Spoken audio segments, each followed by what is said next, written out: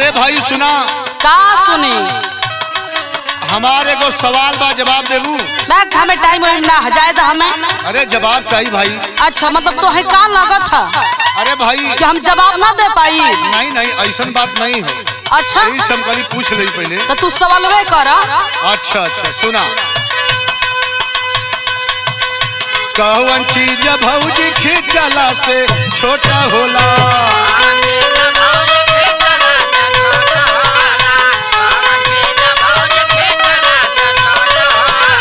नाही लंबा नाही चौड़ा नाही मोटा होला। कौन चीज भौजी खिंचला से छोटा होला?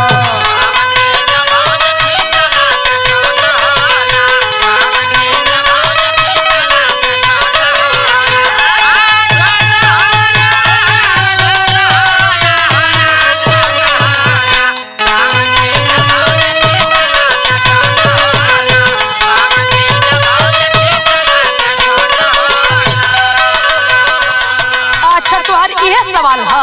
हाँ जवाब ला। बोला बोला भाई। बीड़ी चीज देवरू खींचला से छोटा होला।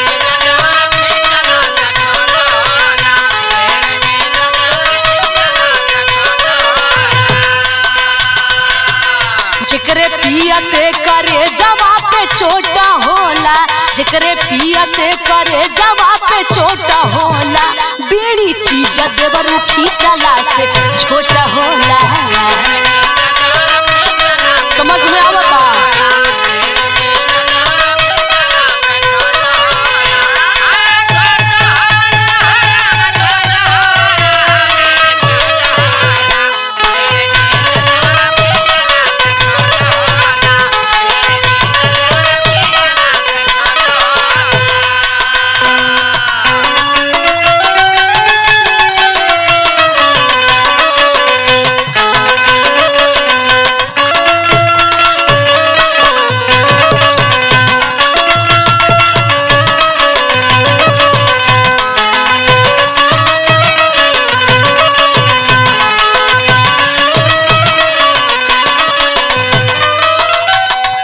अच्छा तो ये सवाल का जवाब तो दे देलू। हाँ। सुना एगो सवाल और बा हमार। अच्छा, हाँ तो पूछा।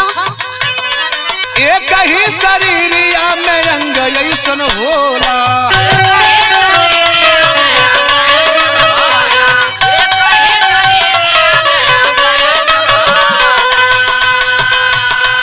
नाही कबहू छोटा नाही बड़ा कबहू होला।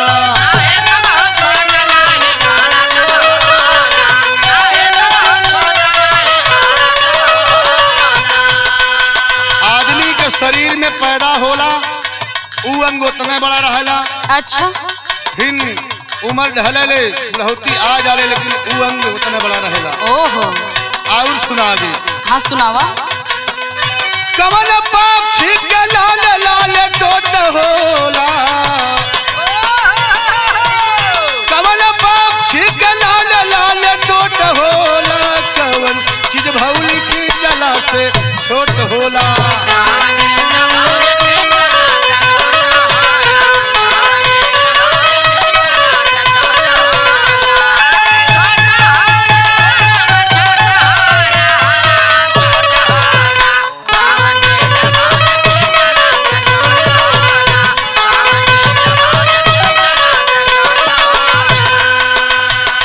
अच्छा, तो ये सवाल बा। हाँ हाँ ये तो सब सुना है जवाब है, ध्यान से सुनी है। ठीक बा भाई बोला। सबकी शरीरिया में अंग के भितरिया।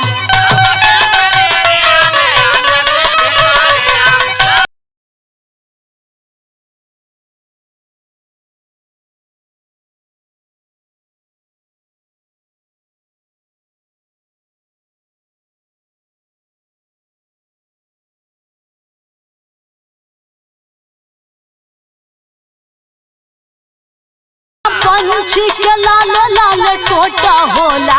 सुगना पंछी के लाल लाल टोटा होला। बीड़ी चीज देवरू खींचला से छोटा होला।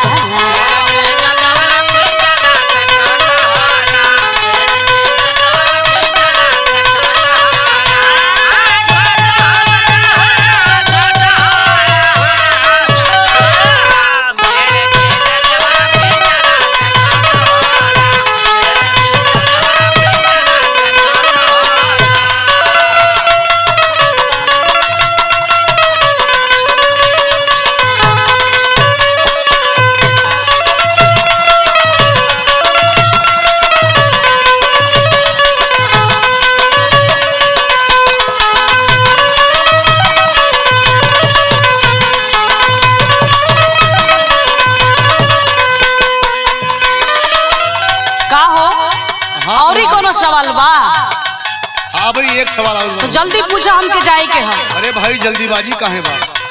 अरे काम करे के है, पूछा हाली हाली। अच्छा तो सवाल का जवाब देला तो जा। हाँ हाँ देख के जाए। सुना ये आखिरी सवाल बा हमारा। सुनावा। रासवे के बस में कटेली कामन नारी,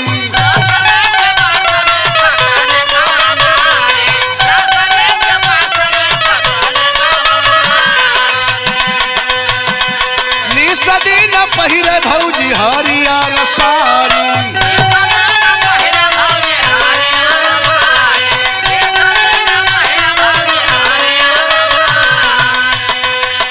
भौजी हमारी है सवाल बा। सवाल तो कवन ऐसा नारी बा कि जेकरे अंदर रस भरल बा। हाँ। और रस के बस में हो के लोग नारी के काट दिलन। देखा दिमाग लगावत है। और नारी हरियर साड़ी पहिरे ले। अच्छा अच्छा पूछा। निसदी न पहिरे भौजी हरियर साड़ी,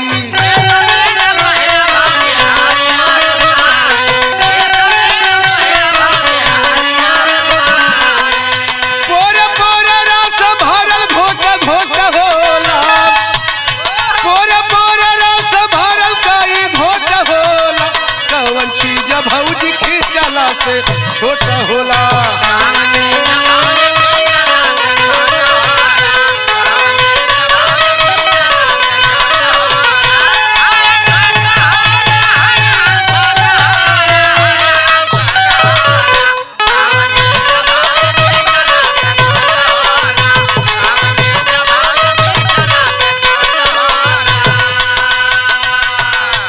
सुना सवाल तू बड़हन कैला है। हाँ लेकिन देखा जवाब हम खोज ले बानी। अरे भाई बचावा। सुना। बनी भी रही न खड़ी खेतवा कियारी, ध्यान से सुनी है। हाँ हाँ रसवे